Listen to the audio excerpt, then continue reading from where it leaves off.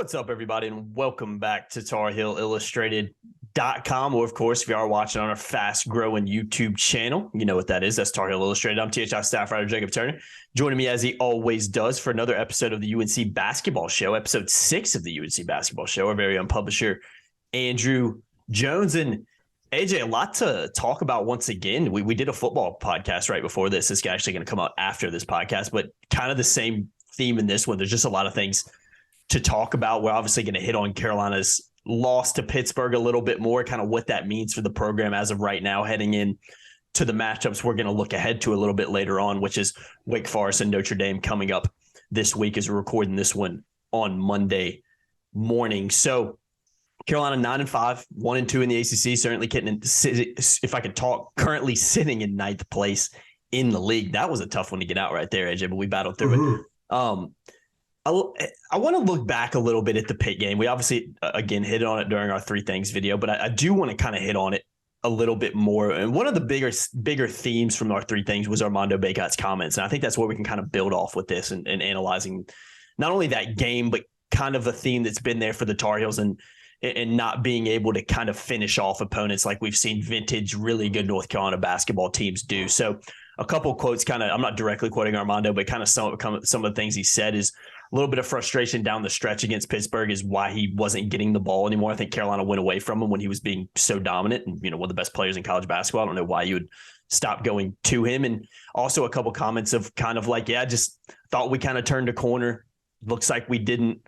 We've got to figure out kind of how to show up and always be ready to play and be locked in for these games. So I think Armando Bacot's comments really summed up a lot of the not only frustrations that Carolina fans have right now, but I think the frustrations that the team has right now as a whole. Now, whether that was a message from Armando directly to the team or just Mondo being pissed off and kind of venting his own frustrations, only time will tell, and we'll probably learn more this week going into the Wake and Notre Dame games. But you were there in person. You're the one peppering him with these questions that, got these answers out of him. So what were your kind of initial takeaways from that? And I think Armando Bacot's right in a lot of ways to be frustrated with his team because a lot of the losses we've seen this year, very, very similar themes to him.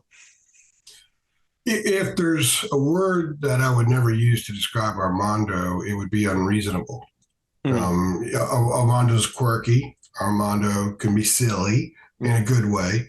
And Armando knows when to just kind of let it rip. Let your hair down, let your hair down, have fun, but also let it rip. But I think Armando is an unbelievably smart guy. He's proven that. He's shrewd. He's smart. I don't think there's BS with him, especially with a few of us in the media that he knows pretty well and that he's comfortable with, and that he knows we're not going to take some of the things he says the wrong way and kind of twist it in a manner that isn't warranted. And that was some of the value in what he said the other night. But for me, it actually gave me my column idea. My column was, I think the headline was, "From Armando's mouth to the Tar Heels' ears," with a question mark. What he said is right. And all of his concerns expressed are completely valid and should be the sentiment from everybody in that room. The concern I would have if I was a North Carolina fan is, does that represent everybody in that room, or does it just represent Armando? I think that's the key. And I say that not because the other guys don't connect with Armando. That's not that at all. It's just that everyone has a different way of processing things. And a lot of it's based on their experiences. I've found it really interesting a couple of times when we asked Pete Nance about some of the struggles. He's still trying to figure out how to immerse himself in all things North Carolina, which includes how to deal with losses. There's an world is ending mentality that is associated with every North Carolina loss in basketball. And Pete's coming from a situation before where they just didn't win much. Brady came in from a program that did win. He was in a tournament every year. There were expectations. They were in the Final Four in 2016. They have a good history at Oklahoma. Northwestern doesn't quite have that. So with Pete's sort of over here, everyone else has had the North Carolina experience, or they're freshmen and they're just going to follow the leader, right? Yeah. So that's why Armando's words are really important. Do his words resonate with Caleb and RJ and Leaky the same way? I think that they do, certainly. Leaky, absolutely. I mean, Leaky has been a great spokesman for the team for some time. He's a guy that will use terms like pissed off. He'll cuss every once in a while and call it like it is. And Armando does the same thing. I think RJ is kind of going in that direction. We didn't have the chance to talk to Caleb the other night, which I think would have been very valuable. We were about to, but then Steve told us that Hubert was going into the press room for the press conference. So we had to leave the locker room and go to Hubert. I would have really liked to talk to Caleb and get his thoughts about what Armando said. When RJ was asked about it, he said, "Oh, yeah." He says, "We're pissed off." And I think that that's important. And there are a lot of reasons you could point to about the parse down why they gave up the 30-14 run and couldn't close them out. Those things have to be addressed. But I think the first thing that has to be addressed is this club has to develop the mindset that you alluded to that great North Carolina teams have had, most North Carolina teams have had in the past, where when you're up 9 with 11:55 left on the road, you don't relax. You push harder. Yeah, you put the pedal to the metal, yeah. A little bit harder, and you close a team out. We've seen North Carolina do that for decades and decades and decades. The previous game before that, they had Michigan by 9 with 5.5 minutes left. Wolverines had the ball down 2 with a minute and a half left. So they've got to learn how, in the piece I wrote, I call it putting your foot on the throat. Maybe not a great example terminology these days, but it is true. You could say closing them out, shutting the door, pulling away, whatever you want to use. This club has to adopt the mindset to do that. And I think you and I talked about in 3 things the other day about how none of these guys have been on a North Carolina team in which that was a part of their DNA. Because Armando's freshman year was a club that went 14-19. They weren't closing people out. They were losing most of the time. The next year was Roy's last year, and that club just waddled back and forth. They occasionally closed people out, but usually that was when, like Florida State, they just blew them out from the get-go and just kept blowing them out. NC State, I guess, was the same kind of way. Then last year, that's a club that was finding out who the heck they were, figuring out who they were for most of the year. And the Marquette game, they didn't have to put their foot on their throat late to close them out because they just blew them out right out of the gate. So I think that's something new for this head coach and for these North Carolina players to do, to adopt, that none of them have been involved in their current roles. So it's a new thing, and it's something that in order for this club to become the team they say that they should be, and I think we all agree that they should be, this is something that they have to adopt. So how do you adopt that? Well, you have to have the mindset, because one thing that clearly was apparent with what Armando, Pete, and RJ, the 3 we talked to in the locker room at Pitt, what they said unsolicited was, we took a deep breath. We let up. Well, that's not shooting ability. That's not passing ability. That's not boxing out ability or grabbing a rebound. That's not hands. That's not quickness. That's none of those things. That's all right here. It's all right here. So you don't take that deep breath. You have to develop the mindset where, oh, we got on my 9, we can just exhale a little bit. Got on my 9, let's put them away. Let's put them out of their misery right now. That's the missing link right now with this team. You can go to Armando not getting the ball. He had 3 of their last 14 shots. Yeah, it's just not enough. No excuse for that. Caleb didn't appear very dialed in. Maybe he wasn't feeling well. I don't know. Again, we didn't get a chance to talk to him, so I don't know. Defensively, they were getting beat. They were getting beat off the dribble. They just didn't make stops. You can question some of the decisions maybe that Hubert made with respect to personnel, why Dunn was on the floor so much, why maybe somebody else wasn't, why didn't – apparently Nats may have a little bit of a back issue, didn't play the last 448, whatever it is. There are enough things in there that are strictly basketball things they can look at and say, we must get better at these things. But you know what? If the mindset to not take the deep breath and pull back isn't there, and the mindset is in reverse, those things don't happen as much. No. So I think it begins up here. You have to have that killing. If they're up 8 or 10 on Wake Forest with 11, 12 minutes left Wednesday night, they have to push that to 20. They can't let Wake hit a couple threes, make it 6, and then they're just trying to get to the finish line. In order to take that next step as a team, you have to develop that layer. And if you develop that layer at the 10-minute mark, the 8-minute mark, the 6-minute mark, Then you start getting it earlier, and it becomes a very different basketball team. I think that's where they are right now. I still think they're a really good team in the making. I still think they're going to be a team that's there. I still think they're probably the team to beat in the ACC, although they're 1-2 right now. But all this is because of potential. It's not so much because of what they've done. And the potential, there's a fine line between where they are right now and then reaching their full potential, and it's right here. Yeah. Yeah. No, I think we talked about it a little bit off camera about it's kind of up to North Carolina at this point. When you were talking about looking at the league a little bit, and it's not a very strong league. There's no doubt about it. It's not a league that there's some good teams in it, no doubt, but it's not you got the likes of Duke, who's not the typical Duke that they usually are. You got Virginia kind of back to who they are. What is their ceiling kind of remains to be seen. Florida State, a team that's usually really good. Even Louisville, and they're two of the worst teams in the conference, even the country right now. So there's a lot of areas for Carolina to kind of take advantage in this league if they can figure it out. Now, will they figure it out? Like you said, it's going to remain to be seen. We'll just kind of have to see how the season goes. But the talent and the player personnel is there. Just go look back at last year. I think this is a better roster than last year's team too, with some of the depth on it. But it's up to this team to figure out that mindset and see if they can kind of turn it around in their own head. Because a lot of the losses, like I said earlier, AJ, have been very similar in some ways. And one of the biggest struggles that I've seen with this team, and I want to ask you about this real quickly because I think it reared its head again. Before you ask the question, yeah, go ahead. Let me just go to the last part real quickly.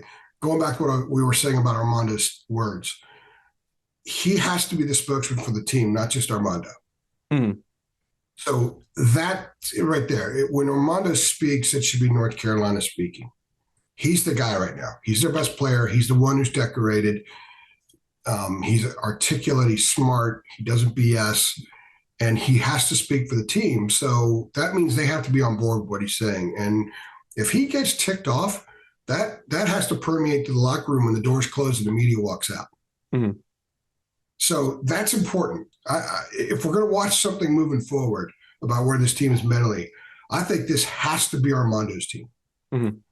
That means everyone else has to fall in. This is Armando's team 100%. And if Armando doesn't like what we're doing, then we got to do something about it. I really believe that's the way they need to be. So I just want to make sure we. No, you're 100% right. Because we open with his remarks, and I think his remarks are spot on, but they're only spot on if everybody feels that way, not just Armando. Yeah, no doubt. I'm glad. So the question you were going to ask. Yeah, I want to talk to you about the guard play because for me that's been a big theme in the losses this year of kind of lackluster guard play. We saw it particularly in the second half against Pittsburgh. I know Caleb only had 7 points. He was quiet the whole game. Essentially, in some periods, he kind of forgot he was out there with how poor he was. But I forgot the stat I read off in the Three Things video. But Carolina's guards combined to shoot just a really bad percentage in the second half against Pittsburgh. They didn't really do anything. I know there's not a ton of necessarily depth at that position, at least not what we're seeing from this team right now. Hubert's not putting Trimble in for 15 minutes a game. He's playing 5 maybe when it matters. This is DeMarco Dunn played a lot, but he's still a guy that's coming back from injury, still a guy who's a sophomore, unproven in a lot of ways. So there's not like there's a ton of depth there, but you got 2 of the best guards in college basketball in Caleb Love and RJ Davis. When they're on, they're absolutely fantastic. That's kind of what David hit on in the podcast you guys did last week is you're going to watch this Carolina basketball team, and when they're on, especially the guards, it's one of the most fun, fluid teams to watch in America. And when they're off, they can make you want to just bash your head into a wall from a fan's perspective. I think that's kind of what David said. He didn't use that terminology, but I think he's going to pull your hair out or something like that. To me, the guard play at times has really let this team down in big moments this year. What do you make of it? Because there's not really a rhyme or reason that RJ and Caleb particularly shooting the ball as they've had some of these losses, have shot as bad as they have or just played as poorly as they had at times. They've proven that they can be just absolutely fantastic, but it seems like in the losses that's been a main theme. What do you make of the guard play at times? Because I just don't think it's been consistent enough for the most part of this season. Well, there's no doubt that it needs to be more consistent, but I also think that there's enough on this team that if the 2 of them aren't percolating at the level that Hubert would prefer, they still have enough parts to win games. Agreed, yeah. And that's what they have to do. Percolating meaning a lot of people are going to judge them just based on shooting. I just think that when they're not shooting well and when they're taking questionable shots, there's just a lot of stuff that's not working, not just them. Well, the movement on offense at times during that was terrible. Yeah. Especially late in the game. Mm-hmm. You know, you said something about the other day. I think you made a very appropriate statement about Caleb. Like you just didn't even know he was on the floor sometimes. Yeah, it was he just weird. wasn't moving. Yeah. Caleb is a fantastic catch and shoot guy. Mm-hmm. I would love to know. Maybe I'll ask. You know, move without the ball. Come off screen. They should drag him to the middle and send pop out screens for him all the time so he can catch and shoot. I'd like to see them run curls with him because he has the ability to hit that short, not just a jumper, but the floater, where he can pump fake and go to the rim. Yeah, he's set up. He's built for a guy that can run the curl with and do a lot of stuff on that because he can also pass. And when he's a very willing passer, he's a very good passer. They got to do things to get him moving because that's his game. If he gets the ball 30 feet from the basket and he's just been standing there for 10 seconds, he's going to immediately put it on the floor. And he's going to dribble and either nothing happens and he gets rid of it or he's going to take a shot. Sometimes it goes in, sometimes it doesn't. I just like to see them figure out ways to get him involved when he doesn't have the ball in his hands. Mm-hmm. And if he is moving around, you'd have to have rocks for brains if you're the other coach to not be so uber aware of where Caleb is. So even if he's moving around, not getting a touch on a possession, it should help the rest of the offense. It should create driving lanes. It should create, if the people are helping and they're so aware, here comes Love to the lane. And especially if they add something like that curl, that catch in the lane curl, they may double them. They may have that extra set of eyes a little long. You lose your man. Pete floats out. He's open for a 15-footer. Those are the kinds of things that when they're not playing well, they're not doing. They don't move well. You covered this program long enough, and you were there when Roy was there. What is the one thing Roy used to stomp his foot and yell more than anything else during the course of a game? Move. Mm-hmm. When they're on offense, move. Mm-hmm. Because if you're not moving without the ball, you're the easiest team in America to guard. Doesn't matter how talented you are. Yeah. Doesn't matter how good your big man is. Doesn't matter how good your guards are. Don't move. And so they weren't moving, and they weren't perking offensively in that stretch, and that's how Armando only gets 3 shots out of the last 14. I asked Armando. I said, was it something Pitt was doing? Or was it just something that you guys didn't do? And he said it was nothing that Pitt did. Mm-hmm. That sums it up. Yeah. They just – so it's that switch. They didn't defend. They didn't move offensively. They got beat 12-8 on the glass from that point on. It's up here, and it affects everything. This is where it begins. Mm-hmm. And if they stay dialed in, they're going to beat teams like Pitt on the road. I mean, they had that stretch for 12 minutes. It's still only lost by 2. Yeah. So Hubert has to find the right buttons to push. Sometimes you got to use the bench as a motivator. He says he does. We've seen it on a couple of occasions going back to Virginia Tech, but we haven't seen it enough. Maybe the other night would have been a good opportunity to pull Caleb for a few minutes. Yeah. Get someone else out there, at least it's moving. Trimble doesn't shoot, but he moves. Mm-hmm. You still have to guard him. So take him out, let Caleb sit and watch. Say, you got to move, son. Mm-hmm. This is what you got to do. And so, but by and large, it's these kids. They should be self-policing in a lot of ways because they're old and they've been around the block and they've tasted a lot of bitter defeats, and they've tasted some significant success. So they have every understanding of what it takes, which goes back to Armando's words. They have to heed those words. They just can't be stuff like an upset guy says sitting down 10 minutes after a game. Mm-hmm. It has to be something that stays on the airplane, flying back. It has to be at practice today. It has to be during warm-ups on Wednesday, and it has to be throughout the game against Wake Forest, and then you carry it on. That has to become this team. And if it does, I'm telling you right now, they'll be there in Houston. Mm-hmm. They will. But that's kind of where it begins and ends, because once that mental switch is flipped there, so many good things happen. Mm-hmm. Even if the guards aren't shooting well, they can still make things happen. Mm-hmm.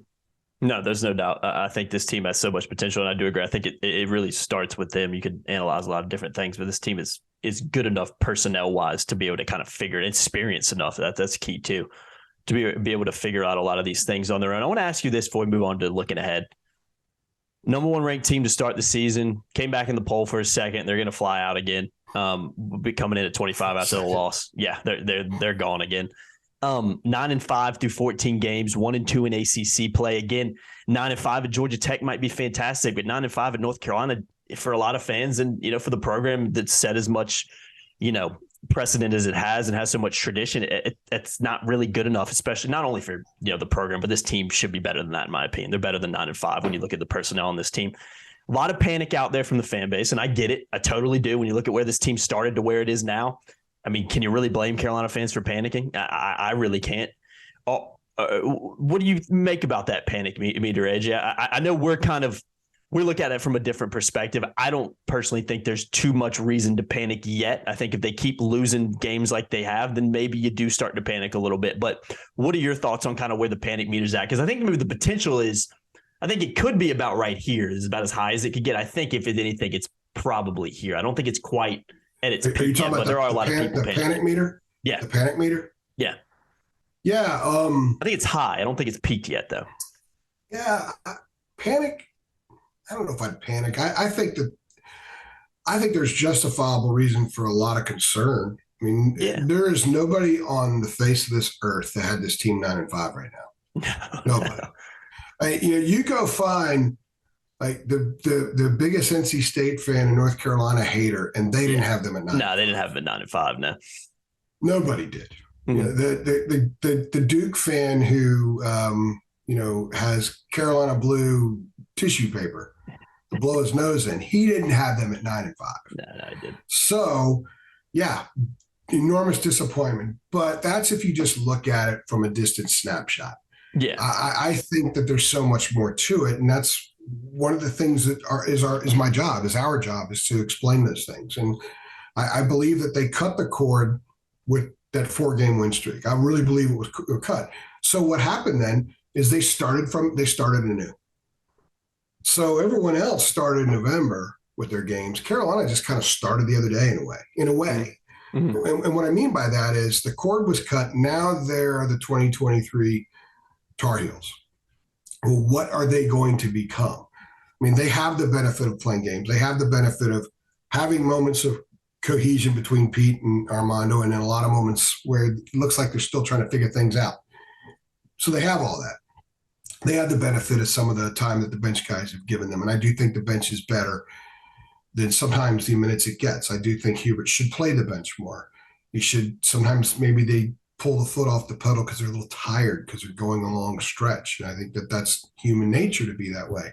However, they can't change the resume. And I thought the 4-game losing streak humbled this group a lot. So what did the other game do?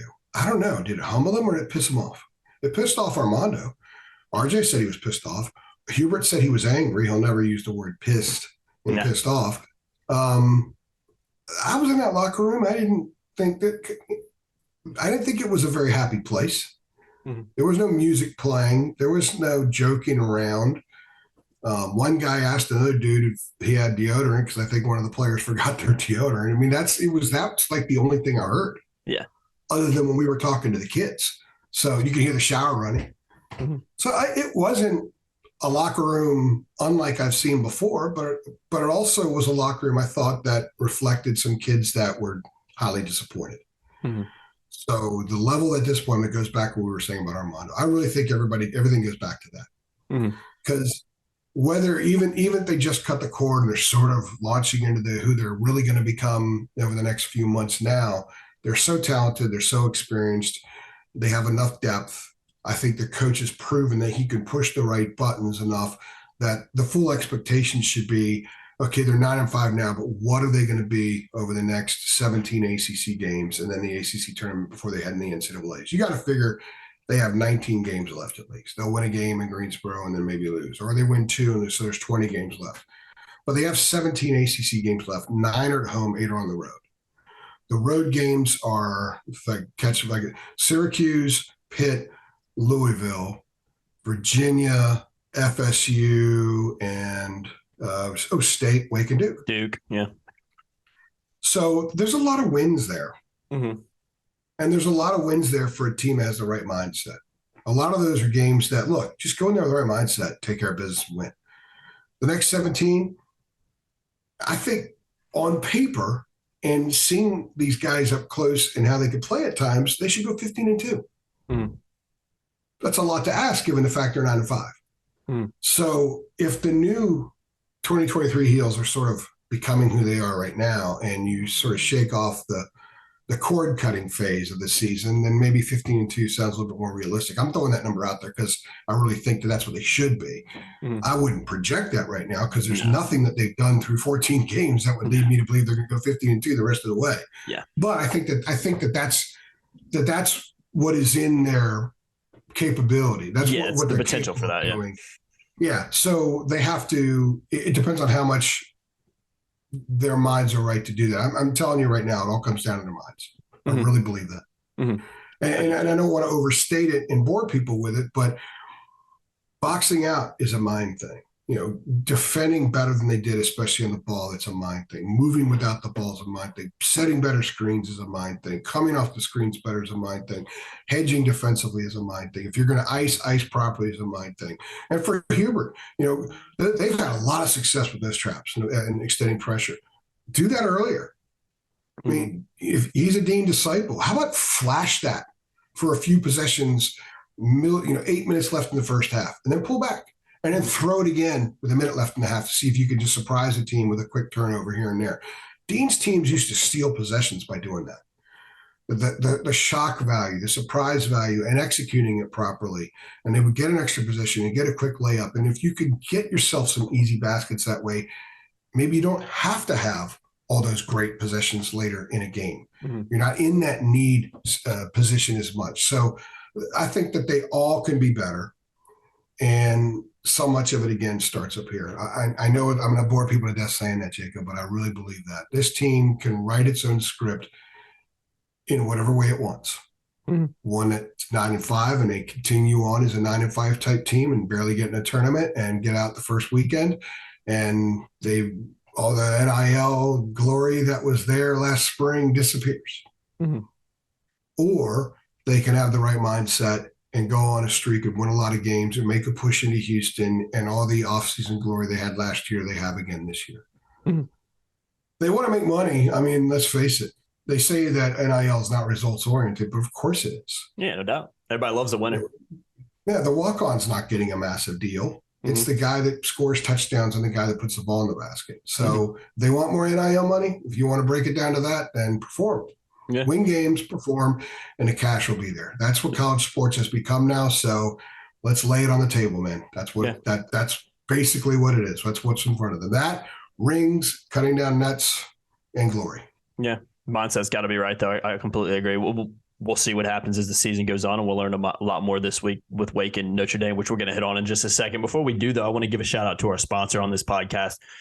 And that's the Rogue Shop. You guys know we love them, sponsoring us for a long time now, and going to be sponsoring the UNC Basketball Show moving forward. So check them out, rogueshop.com, specialized top shelf, family-grown hemp products, CBD, Delta-8, Delta-9, tinctures, oils, gummies, creams, candies, whatever you like, man, however you like it, they've got you covered. High-quality products, can't say that enough, really, really high-quality stuff. Yeah. And you know where it's coming from. Again, it's family-grown. It's top-shelf stuff. You know what's in it. You know what you're getting. You're not getting any weird chemicals or anything like that putting in it.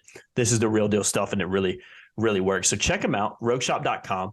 Links in the description below. Make sure you use the promo code TARHEELS10 to save on your order as well, but can't speak highly enough. They really do make fantastic products and a fantastic company to continue to partner with. Absolutely love it. So long may it continue, and make sure you guys check them out. Use that promo code TARHEELS10. Again, everything you need to know is in the description below. AJ, let's look ahead to Wake and Notre Dame coming up. Wake Forest Wednesday evening game, 9 p.m. tip-off, followed by Notre Dame this Saturday, 11:30 a.m. tip-off. Real quickly, side note, 11:30 a.m. tip-off. I don't think I've ever seen that in an ACC game. Any insight into why that is? Noon all the time, but 11:30 is a little interesting. I had Kevin Roy reminded me last night, followed by complaints about it and stuff, because that's how Kevin rolls. And I remembered it was 11:30 when I saw the schedule eons ago, but I hadn't thought about it one bit. I have no idea why. I'll find out.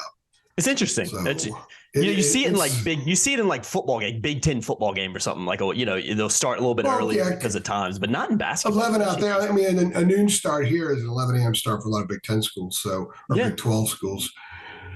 obviously it's a TV thing. It's just weird. I don't think I have not had time to look into it yet, but I'll find out. We get Hubert on Friday. He may not know either. He may not care. I mean, I'm sure Hubert say, they tell us play at 2 a.m. on March. We'll be there 2 a.m. on March. Might have to ask Steve on that one. That's kind of Hubert's mind. That's Hubert's mindset. But 11:30 is weird. The good thing from my perspective is that means that I won't be at the Dean Dome till 10 o'clock on Saturday. I'm set to cover that game too, and I'm like, give me 11:30 noon game. And by the way, I'll say this publicly: you're not going to be on the floor. You're going to be on press row. Fine with me. We got one spot on the floor, so that's cool. If you get to sit next to me, and I like when we get those chances. Yeah, I get a better perspective up there too. I like taking photos and video. Don't get me wrong, and I love doing that stuff. But you look in the game through a lens like this the whole game. Literally, it's a different perspective. I've had so many times that we've done a 3 things video after where I just have to go study the box score for 15 minutes because I'm like. Oh, wait, Armando had 25 points. Wow, I didn't know he had that much. I was looking through the lens the whole game. Kevin will be shooting, and you'll do a pregame video and all that kind of stuff. And then you, Brandon, and I are on press row. So. Oh, sweet. No, I'm looking forward to that. I like that perspective as well. I get a little bit better insight, in my opinion, to study the game a little bit better when I'm up in the crow's nest, as I like to call it. So, no, looking forward to that. Live on air. It's not the true crow's nest for the old days at Coalfield House and at Reynolds Coliseum and even at Duke. And also Carmichael has a crow's nest. Those are scary. Yeah, walking up the stairs at those crow's nests in the old buildings, it's like walking in a submarine, man. Yeah, you like. I hope these stairs are secure because if these snap, it's over for me. No, I know what you mean. Yeah, it's not as much a crow's nest at the Smith Center. Not even really the rafters. The upper deck. I'll just put it that way. It's a good vantage point up there. I'd like to be. I actually like it. I like all the different vantage points we get because up there you can really see. Yeah, if you want to learn the sets, you can learn the sets sitting up there. No doubt. You can see it a lot better up there. And they've changed and they've added a couple of sets to this team. So it's kind of neat sitting up there and seeing it. Yeah, no doubt. It's a cool vantage point. And then following that, like I said, Notre Dame 8-6. That's a Saturday tip off at 11:30. 0-3 in the ACC, lost 4 of the last 5 as of right now. So a team that's really struggling. And Wake Forest, on the other hand, a team that's had a pretty good season so far. 2-1 in conference play, wins over Duke and Virginia Tech most recently. So a team that's picked up some good wins over some quality ACC opponents. So what are your thoughts on the matchups coming up, AJ? Because they're at home. I think they're 2 very winnable games at home for North Carolina, probably 2 games the Tar Heels should win, in particular that Notre Dame game. But again, is the mindset going to be right? Is Carolina going to be ready to play? And is Carolina going to be able to execute the way they want to execute against 2 ACC opponents? We will see, but I don't think it's I think some people are probably looking at these games and say that's 2 wins right there. I don't think it's that straightforward, particularly with that Wake Forest game. I think that could be a really, really tricky game for the Tar Heels. Yeah, they're both losable games too, because the club we saw the last 12 minutes at Pittsburgh can lose to anybody. Yeah, no doubt. So what they have to play 40 minutes, so they can play 40 minutes right now. I'd like to see that from this team. The way that they approached and carried through against Ohio State, Michigan needs to be the way they do this week. Wake's got dangerous parts. They got enough length. They got some dudes who can shoot. They got a couple guys that'll drive you. Those are all things that have given Carolina some issues at times this year. And let's not forget, they also have a win. Wake also has a win at Wisconsin. Mm-hmm. And they also beat Georgia, which is an improved team, an SEC team. The losses are kind of puzzling. They lost to Loyola Marymount, which is a brutal loss. Yeah, they got blown out by Clemson. They got beat by LSU, and they got blown out at Rutgers. They got blown out at Rutgers, and a few days later they beat Duke. I know, yeah. Welcome to college. That's welcome to college basketball. So what can we gauge by Wake's results so far and what we've seen? It's a club that can be really good in stretches. It can be really bad in stretches. The question is, what stretch does Carolina make them reside with more? Can Carolina make Wake bad, or does Carolina allow Wake to be really good? I think I'll use the word allow because it goes back to the theme of this podcast. Wake's going to score points, are going to do some good things, but if Carolina is of the mindset to go in there and play 40 minutes of basketball and win this game, they will win this game. No doubt about it. Mm-hmm. And I think coming off a loss, that'll probably be their disposition. It needs to be, because if Armando's words, I'm going back to it again, and I apologize for being redundant, but I need to hammer this home. If his words resonate, then they will be ready to just blow the doors off. I'm not saying they will blow the doors off Wake. It could be a very good team at times, but Carolina in victory should play very, very well. Wake can play really, really well too, but that just means 40 minutes of Carolina playing well should be enough. As far as Notre Dame goes, Notre Dame's going to shoot threes. They've got guys that can catch and shoot from the perimeter, guys that have beaten Carolina before. To me, Notre Dame's the second most disappointing team in the ACC. And I'm saying that more so than FSU and Louisville. Louisville's a mess. FSU's had all kinds of injuries. And I think you'll see the Noles play a little bit better later in the year. But Carolina's the most disappointing, obviously. But Notre Dame's a club that made a push last year. They got in the tournament. They have a lot of those guys back. They're the third most experienced team in college basketball. And they have a lot of dudes that can shoot, but they don't defend. Mm-hmm. They are indifferent about defending, and I think that should play into Carolina's hands. Carolina should beat Notre Dame. But remember, last year was a game in South Bend where Carolina had that lead and didn't put the foot on the throat, and Notre Dame beat them. Carolina, Caleb, I think, had a bad game that night. No, it wasn't Caleb. So Armando, I can't remember. Somebody had a bad game that night, and that was a big theme of the story. But mine was like, that's a collective whole. A club with as many players as North Carolina has should be able to overcome a dude not having a good game. Yeah, because you have so many other dudes that can have big games. So I think this week is about focus. I think this week is about heeding Armando's words and having that become a part of their DNA, which is a process. It doesn't happen in 2 games, but it can't happen without those first 2 games. So this is a week where North Carolina needs to plunge forward and begin the process of becoming whatever it's going to become the rest of the way. And that has to be Armando's words being the mantra of this team. It has to be. And we have to see evidence of that in these 2 games. And if we see enough evidence of that in these 2 games, they will win both. I think Wake will be a more challenging game from a physical standpoint. I think Notre Dame will be a more challenging game because if the Irish go off from the perimeter, if Ryan goes off, if Leshevsky gets a bunch of shots out there because they're not defending him properly and he goes off, that could be a very dangerous game. But Carolina should win both games. And they should win both games playing well, and they should play with plenty of vitality. Vitality should not be a question this week. It shouldn't be a question moving forward at all. They've seen enough evidence of what not having it means and what having it means. So if they have it the rest of the way, this is a really, really good team beginning this week. If it's inconsistent, then that's what they're going to be all the way through. Yeah. And they're going to end up being a number 1 preseason team that gets like a 7 seed. Yeah. And that would be highly disappointing.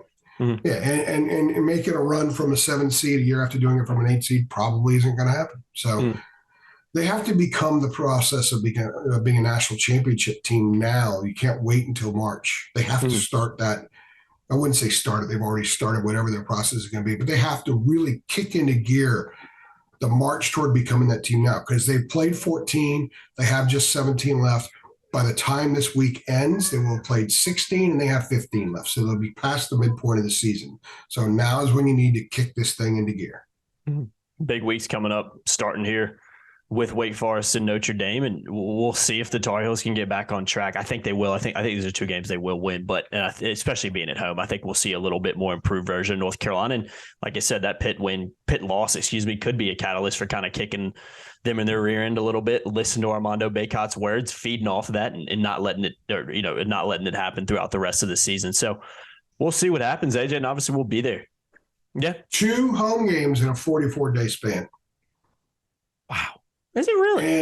And they've worn their blue uniforms in 8 of the last 10 games. Now, this is where you come for stats like that really matter, right? Wow. Now, that's actually pretty surprising, though. 2 and 44. I didn't realize it was that many days. By the time Wednesday gets here, it's been 44 days since James Madison. They had 2 home games. God, man, that James Madison video we did after that seems like an eternity ago. So I do. They also have the most quad 1 games played so far.